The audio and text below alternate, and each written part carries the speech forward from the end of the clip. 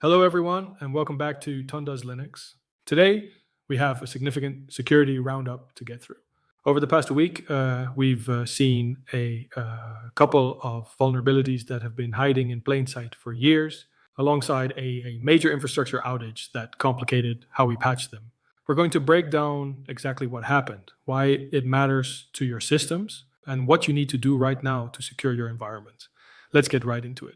First on the list is a vulnerability that's making waves across the community. It's tracked as CVE 2026-31431, but you'll probably hear it referred to as CopyFail. This is a local privilege escalation flaw in the Linux kernel, and it carries a CVSS score of 7.8, which puts it firmly in the high severity category. What makes this one particularly notable is that it has been sitting in the kernel for about 9 years. So how does CopyFail actually work? It exploits a logic bug within the kernel's authentication cryptographic template, specifically the LGIF AEAD module. In simple terms, it allows an unprivileged local user to corrupt the kernel's in-memory page cache. Because the page cache represents the in-memory version of executable files, modifying it lets an attacker alter binaries right at execution time. Without ever touching the disk. They can inject code into privileged binaries, like the SU binary, and effectively grant themselves root access. This is a serious issue, especially for cloud environments and Kubernetes workloads. By default, many container runtimes grant processes inside a container access to this subsystem if the module is loaded on the host kernel. That means CopyFail poses a real risk of container escape, allowing an attacker to break out of isolation and gain control over the underlying physical machine. CISA has already added this to their known exploited vulnerabilities catalog, meaning we are seeing active exploitation in the wild. The good news is that patches are rolling out. If you are running Ubuntu, Debian, Alma Linux, or most other major distributions, you need to run your system updates today. If you are in a situation where you cannot immediately apply a kernel update, there is a mitigation available. You can manually disable the LGIF8 module by blacklisting it in your mod probe to configuration. I highly recommend taking a look at your specific distribution's security advisories for the exact commands. But please do not ignore this one. The exploit itself is surprisingly compact. Researchers demonstrated it with a Python script of just a few hundred bytes. And since then, Go and Rust versions have also appeared in open source repositories.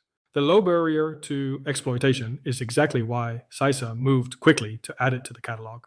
Any unprivileged user on a vulnerable system, whether on a bare metal host or inside a container, can attempt this. Your attack vector is local, but it becomes highly impactful when chained with any initial access method, such as an SSH session or a compromised CI job. Moving on to our second major story, we have another vulnerability with an incredibly long shelf life. This one affects OpenSSH, and it has been undetected for 15 years. Tracked as CVE 2026-35414, this flaw allows an attacker to bypass access controls and gain full root shell access. This vulnerability is tied to certificate-based authentication. If an attacker has a valid certificate from a trusted certificate authority, and that certificate contains a comma in the principal name, the system misinterprets it. Because of a parsing error, the comma is treated as a separator rather than part of the string. This effectively grants the attacker root access, and worse, it does so without triggering any authentication failures in the system logs. It is a quite complex flaw, and the fact that it leaves no trace in the standard logs makes it incredibly difficult to detect if it has been used against you. The remediation here is straightforward. You need to upgrade your OpenSSH server to version 10.3 or later, where this parsing error has been fully resolved. If you are using SSH certificates in your infrastructure, you should also be auditing your CA configurations to ensure strict validation of principal names. It is worth clarifying the scope here. This flaw specifically affects environments using SSH certificate-based authentication, with a trusted certificate authority, which is a more advanced configuration than simple public key authentication. If your infrastructure does not use SSH certificates at all, your exposure is significantly reduced. That said, if you do use them, this is a critical update, and the fact that failed attempts leave no log trace means you have no way of knowing if someone has already tried. Now, patching these vulnerabilities usually means relying on your distribution's infrastructure. But if you were running Ubuntu this past week, you might have run into some serious roadblocks. Canonical's web infrastructure suffered a sustained cross-border distributed denial of service attack.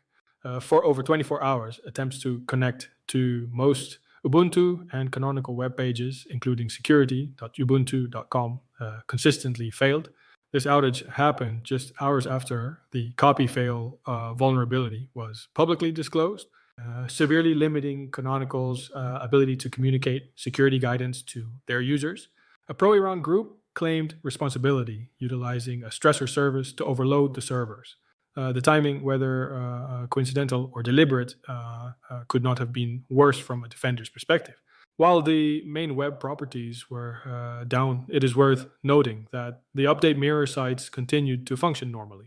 This is a great reminder of why decentralized infrastructure matters. If your sources .list is configured to use reliable, geographically close mirrors rather than relying exclusively on the primary Ubuntu servers, your ability to pull updates during an event like this remains intact. It is always a good practice to ensure you have a robust mirror configuration. Before we wrap up, there is one more item worth mentioning. Wireshark recently released version 4.6.5. Normally, a point release would not make the main segment, but this one fixed 43 vulnerabilities, encompassing 38 different CVEs. According to the release notes, this unusually high number of fixes is directly due to a recent trend in AI-assisted vulnerability reports. It is a fascinating look at how AI tools are accelerating the discovery of software bugs, both for attackers and defenders. If you use Wireshark for network analysis, make sure you pull down that update. That covers the major security events for the week. As always, keeping your systems updated and understanding the risks in your environment is your best defense. Take the time to check your kernel versions, update OpenSSH, and verify your mirror configurations. The theme running through all of these stories this week is that vulnerabilities do not always announce themselves. Some sit quietly in the codebase for 9 years, some for 15. The best thing you can do is stay informed, patch consistently, and build your infrastructure with the assumption that something will eventually slip through. Defense in depth is not just a phrase, it is the only realistic strategy. If you found this video useful, please give it a like.